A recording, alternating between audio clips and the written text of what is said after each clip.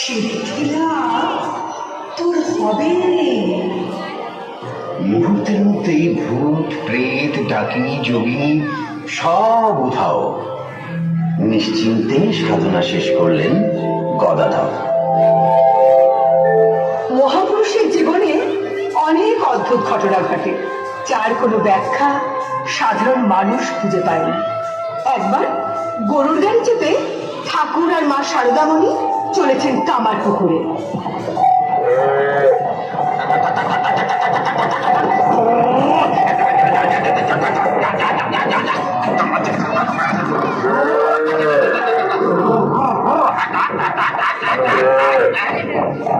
গাড়োয়ানের hat শব্দে দুলে দুলে যাচ্ছে গরুর গাড়ি। রেল লাইন পেরোতে গিয়ে হঠাৎ গরুর গাড়ির চাপে গেল সেই রেল লাইনে আটকে। চিন্তিত হয়ে পড়লেন মা।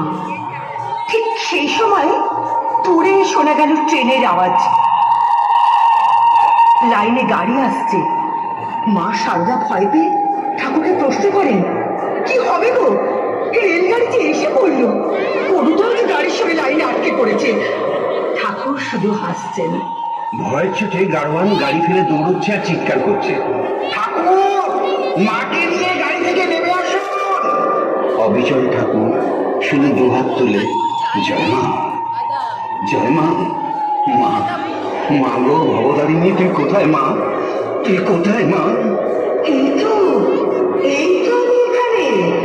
তুই বিপদে পড়েছিস, আমাকে ডাকছিস, আমি কি না এসে পারি? সন্তানের বিপদে মা যেমন দৌড়ে এসে তাকে বাঁচায়, ঠিক সেইভাবে মা কালী হাত দিয়ে ট্রেনটা দাঁড় করিয়ে দিলেন। কয়েকটা মাত্র মুহূর্ত ট্রেনটা দাঁড়িয়ে গেল।